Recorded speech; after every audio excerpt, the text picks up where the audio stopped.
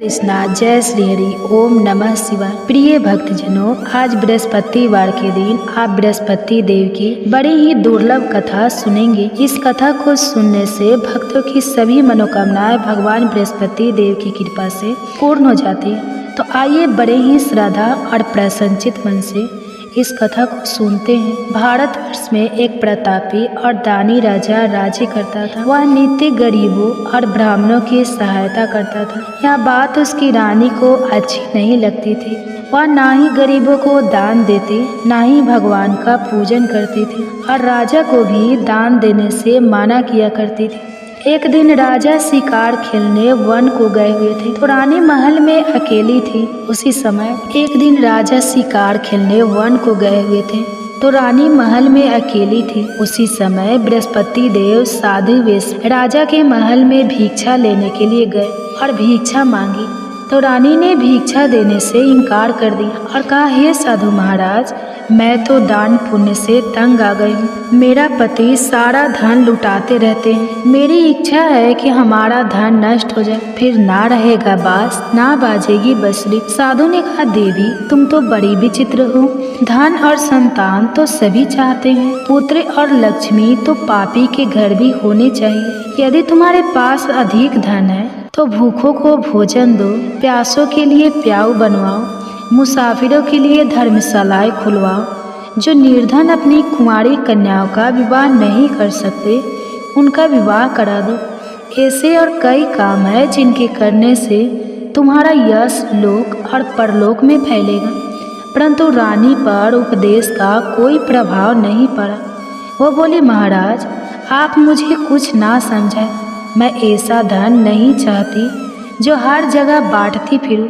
साधु ने उत्तर दिया, यदि तुम्हारी ऐसी इच्छा है तो तथास्तु।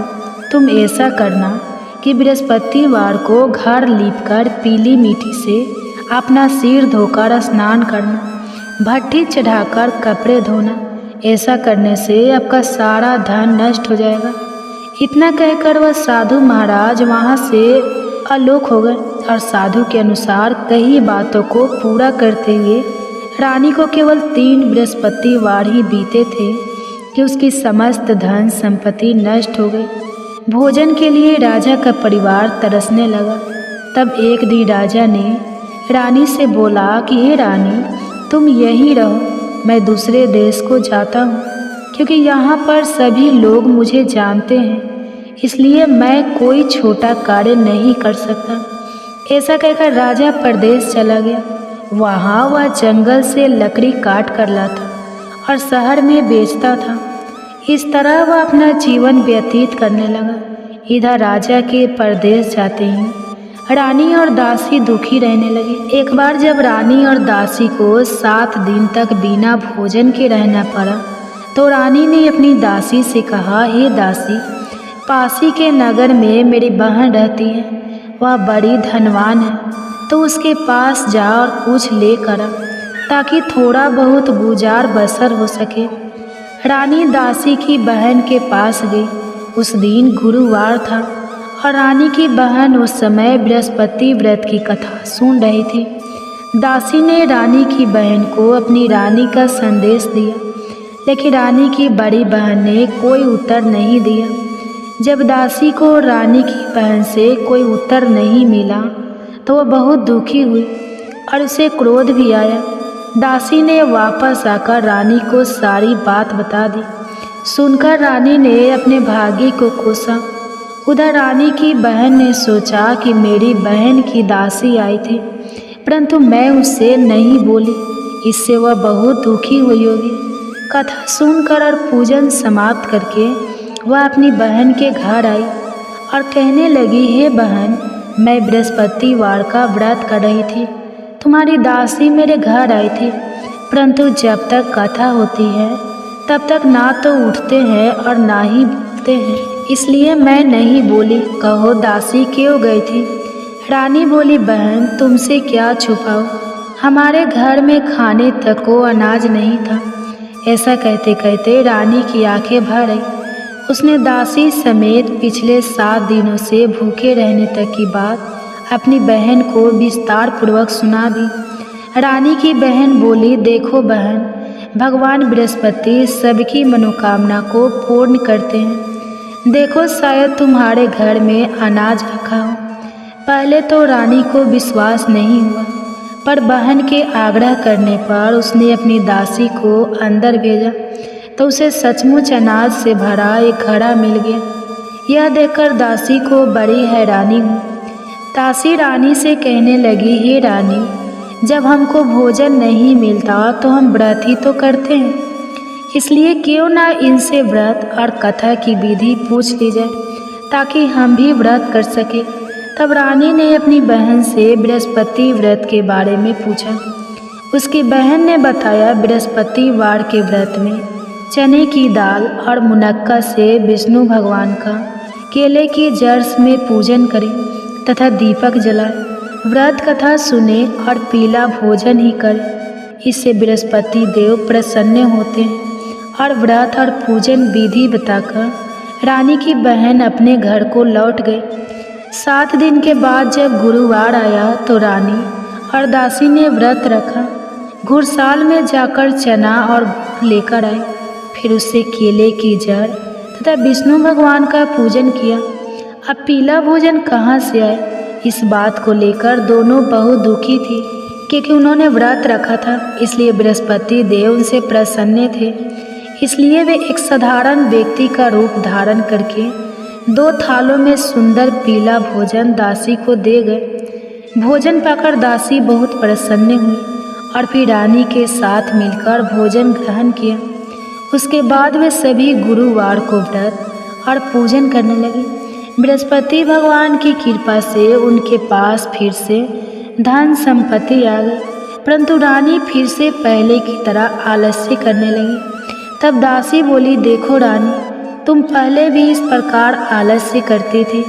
तुम्हें धन रखने में कष्ट होता था, इस कारण सभी धन नष्ट हो गया, और अब जब भगवान बृहस्पति की कृपा से धन मिला है तो तुम्हें फिर से आलस्य होता है।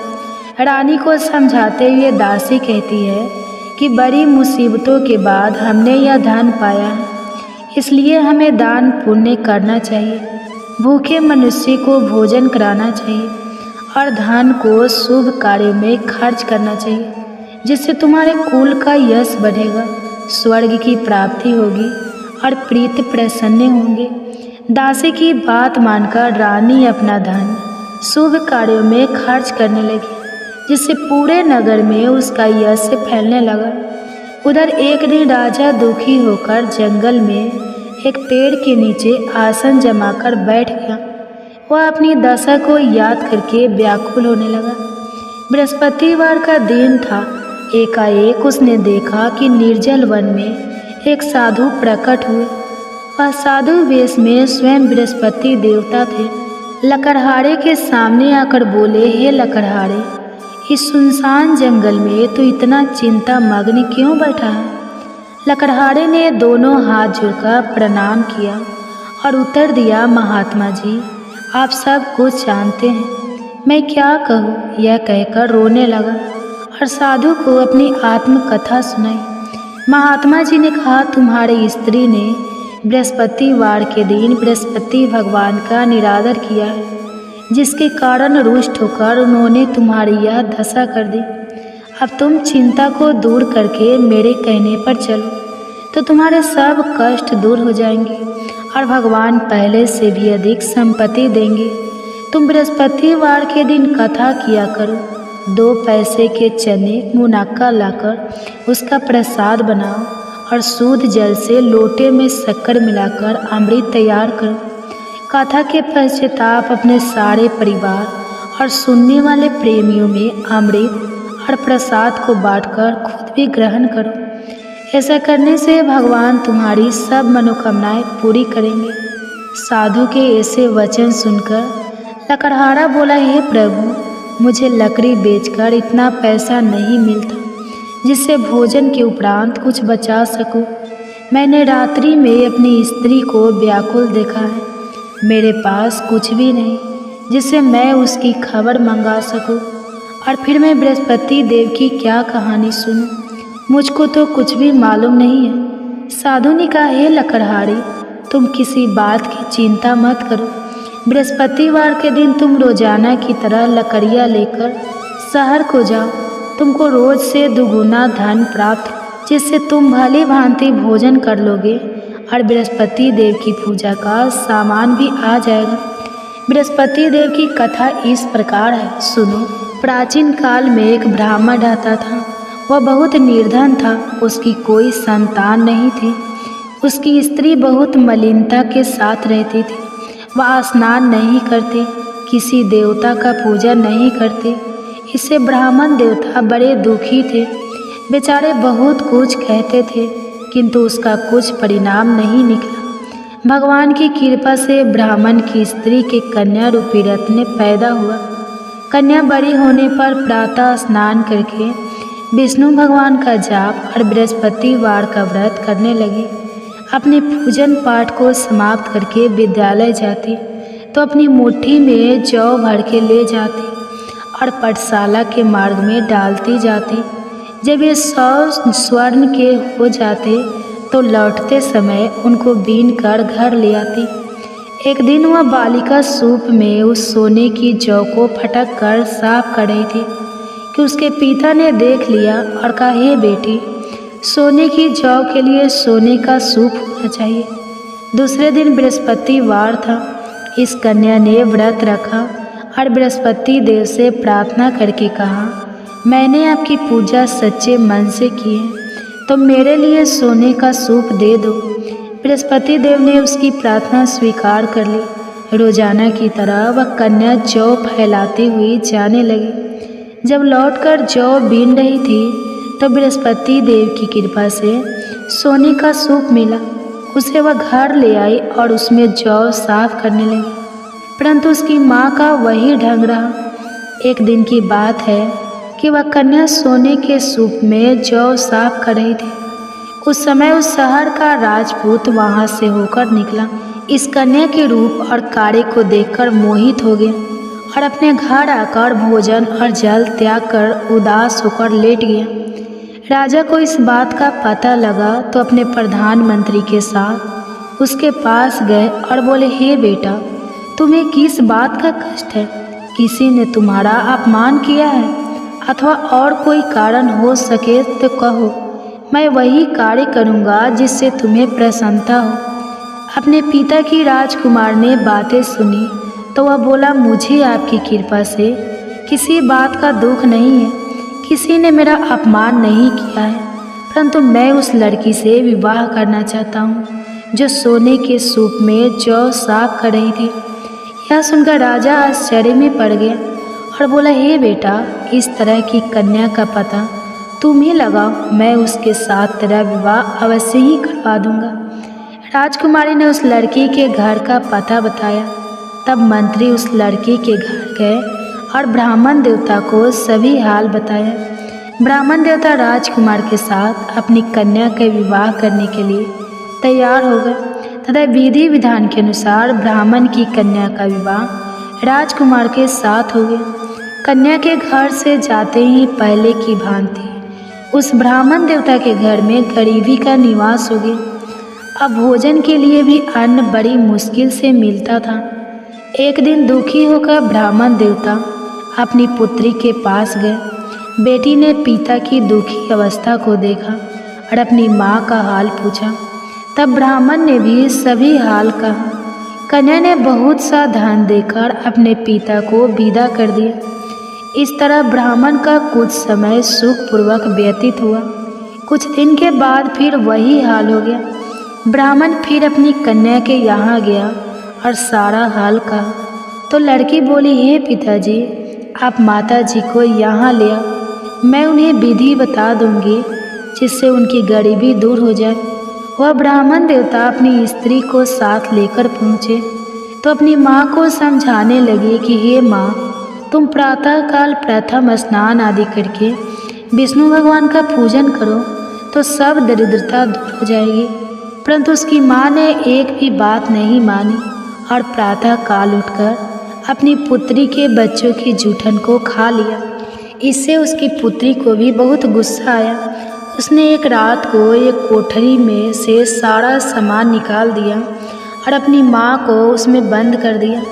प्रातः उसमें से उसे निकाला तो स्नान आदि करा के पूजा पाठ करवाया तो उसकी माँ की बुद्धि ठीक हो गई। इसके बाद वह नियम से पूजा पाठ करती और प्रत्येक बृहस्पतिवार को व्रत रखने लगी। इस व्रत के प्रभाव से उसके माता और पिता बहुत ही धनवान और पुत्रवान हो गए और बृहस्पति देवता के प्रभाव से इस लोक के सुख को भोगकर अंत में स्वर्ग को प्राप्त। इस तरह कहानी कहकर साधु देवता वहाँ से अंतर्ध्यान हो गए। धीरे धीरे समय व्यतीत होने पर फिर वही बृहस्पतिवार का दिन आया। लकड़हारा जंगल से लकड़ी काटकर किसी शहर में बेचने गया। उसे उस दिन और दिन से अधिक पैसा मिला। राजा ने चना गुड़ आदि लाकर गुरुवार का व्रत किया। उस दिन से उसके सभी क्लेश दूर हो गए। परंतु जब दोबारा गुरुवार का दिन आया तो बृहस्पतिवार का व्रत करना भूल गया। इस कारण बृहस्पति भगवान नाराज हो गए।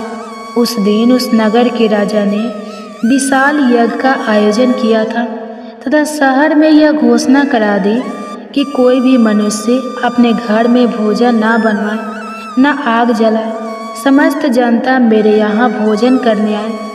इस आज्ञा को जो ना मानेगा उसे फांसी की सजा दी जाएगी। इस तरह की घोषणा संपूर्ण नगर में करवा देगी। राजा की आज्ञा के अनुसार शहर के सभी लोग भोजन करने गए, लेकिन लकड़हारा कुछ देर से पहुंचा, इसलिए राजा उसको अपने साथ घर ले गए और ले जाकर भोजन करा रहे थे तो रानी की दृष्टि उस खूंटी पर पड़ी जिस पर उसका हार लटका हुआ था। वह वहाँ पर दिखाई नहीं दिया। रानी ने निश्चय किया कि मेरा हार इस मनुष्य ने चुरा लिया है। उसी समय सिपाहियों को बुलाकर उसको कारागार में डलवा दिया। जब लकड़हारा कारागार में पड़ गया और बहुत दुखी होकर विचार करने लगा कि ना जाने कौन से पूर्व जन्म के कर्म से मुझे यह दुख प्राप्त हुआ है, और उसी साधु को याद करने लगा जो कि जंगल में मिला था। उसी समय तत्काल बृहस्पति देव साधु के रूप में प्रकट हुए और उसकी दशा को देखकर कहने लगे, अरे मूर्ख, तूने बृहस्पति देव की कथा नहीं करी, इस कारण तुझे दुख प्राप्त हुआ है। अब चिंता मत कर। बृहस्पतिवार के दिन कारागार के दरवाजे पर 4 पैसे पड़े मिलेंगे, उनसे तू बृहस्पति देव की पूजा करना, तेरे सभी कष्ट दूर हो जाएंगे। बृहस्पतिवार के दिन उसे 4 पैसे मिले। लकड़हारे ने कथा कही। उसी रात्रि को बृहस्पति देव ने उस नगर के राजा को स्वप्न में कहा, हे राजा, तुमने जिस आदमी को कारागार में बंद कर दिया है वह निर्दोष है, वह राजा है, उसे छोड़ देना। रानी का हार उसी खूंटी पर लटका है। अगर तू ऐसा नहीं करेगा तो मैं तेरे राज्य को नष्ट कर दूंगा। इस तरह रात्रि के स्वप्न को देखकर राजा प्रातः काल उठा और खूंटी पर हार देकर लकड़हारे को बुलाकर क्षमा मांगी और लकड़हारे को योग्य सुंदर वस्त्र आभूषण देकर विदा कर दिया। बृहस्पति देव की आज्ञा के अनुसार लकड़हारा अपने नगर को चल दिया।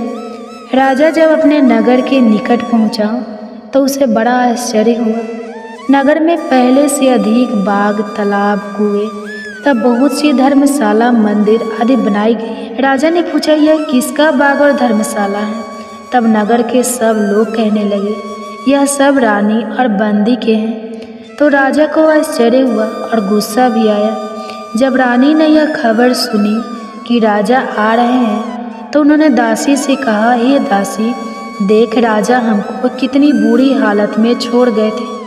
हमारी ऐसी हालत देखकर वो लौट ना जाए, इसलिए तू दरवाजे पर खड़ी हो जा। आगे के अनुसार दासी दरवाजे पर खड़ी हो गई। दासी दरवाजे पर खड़ी हो गई। राजा आए तो उन्हें अपने साथ लेकर आई। तब राजा ने क्रोध करके अपनी रानी से पूछा कि यह धन तुम्हें कैसे प्राप्त हुआ है? तब उन्होंने कहा, हमें यह सब धन बृहस्पति देव के इस व्रत के प्रभाव से प्राप्त हुआ है। राजा ने निश्चय किया कि 7 रोज बाद तो सभी बृहस्पति देव का पूजन करते हैं, परंतु मैं प्रतिदिन 3 बार कहानी और रोज व्रत किया करूँगा। अब हर समय राजा के दुपट्टे में चने की दाल बंधी रहती और दिन में 3 बार कहानी कहते। एक रोज राजा ने विचार किया कि चलो अपनी बहन के यहाँ हो आवे। इस तरह निश्चय करके राजा घोड़े पर सवार होकर अपनी बहन के यहाँ को चलने लगा। मार्ग में उसने देखा कि कुछ आदमी एक मुर्दे को लिए जा रहे हैं। उन्हें रोककर राजा कहने लगा, अरे भाइयों, मेरी बृहस्पति देव की कथा सुन लो। वे बोले, लो, हमारा तो आदमी मर गया है, इसको अपनी कथा की पड़ी है। परंतु कुछ आदमी बोले, अच्छा कहो, हम तुम्हारी कथा भी सुनेंगे। राजा ने दाल निकाली और जब कथा आधी हुई थी कि मुर्दा हिलने लगा और जब कथा समाप्त हो गई तो राम राम करके मनुष्य उठकर खड़ा हो गया। आगे मार्ग में उसे किसान खेत में हल चलाता मिला तो राजा ने उसे देखकर बोला, अरे भैया, तुम मेरी बृहस्पतिवार की कथा सुन लो। किसान बोला, जब तक मैं तेरी कथा सुनूंगा तब तक 4 हरैया जोत लूँगा, जा अपनी कथा किसी और को सुनाना। इस तरह राजा आगे चलने लगा। राजा के हटते ही बैल पछाड़ खाकर गिर गए और किसान के पेट में बड़ी जोर का दर्द होने लगा। उस समय उसकी माँ रोटी लेकर आई और उसने जब यह देखा तो अपने पुत्र से सब हाल पूछा और बेटे ने सभी हाल कह दिया। तो बुढ़िया दौड़ी दौड़ी उस घुड़सवार के पास गई और उसे बोली कि मैं तेरी कथा सुनूंगी, तू अपनी कथा मेरे खेत पर चलकर ही कहना। राजा ने बुढ़िया के खेत पर जाकर कथा कही, जिसके सुनते ही वह बैल उठकर खड़े हुए तथा किसान के पेट का दर्द भी बंद हो गया। राजा अपनी बहन के घर पहुंचा। बहन ने भाई की खूब मेहमानी की। दूसरे रोज प्रातःकाल राजा जगा तो वह देखने लगा कि सब लोग भोजन कर रहे हैं। राजा ने अपनी बहन से कहा, ऐसा कोई मनुष्य है जिसने भोजन नहीं किया हो? मेरे बृहस्पतिवार की कथा सुन ले। बहन बोली, हे भैया, यह देश ऐसा है कि पहले यहाँ लोग भोजन करते हैं, बाद में अन्य काम करते हैं। अगर कोई पड़ोस में हो तो देख। वह ऐसा कहकर देखने चली गई, परंतु उसे कोई ऐसा व्यक्ति नहीं मिला जिसने भोजन ना किया हो। अतः वह एक कुम्हार के घर गए जिसका लड़का बीमार था। उसे मालूम हुआ कि उनके यहाँ 3 रोज से किसी ने भोजन नहीं किया है। रानी ने अपने भाई की कथा सुनने के लिए कुम्हार से कहा।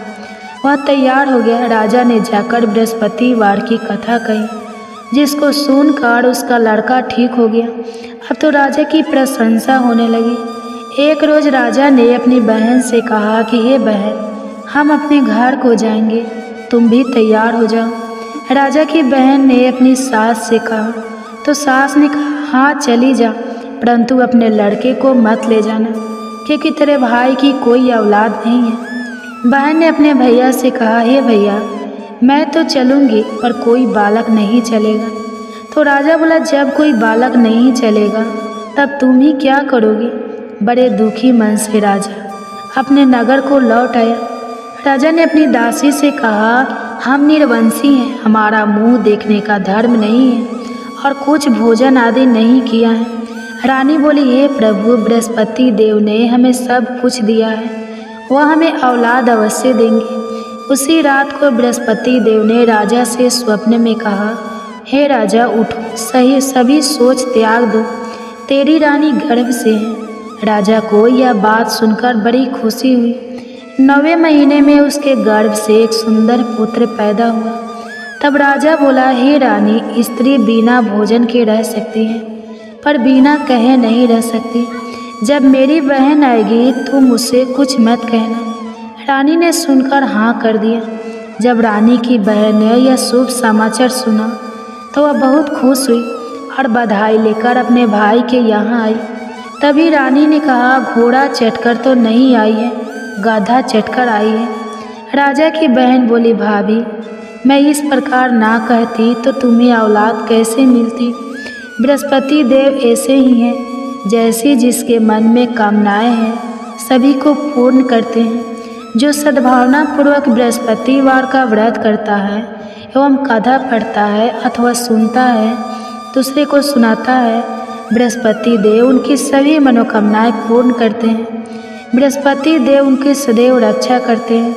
जो संसार में सद्भावना और सच्चे हृदय से बृहस्पति देव का पूजन करते हैं, उनकी सभी मनोकामनाएं उसी प्रकार पूर्ण होती हैं। जैसे राजा और रानी ने बृहस्पति देव की कथा का गुणगान किया, उनकी सभी इच्छाएं बृहस्पति देव ने पूर्ण की।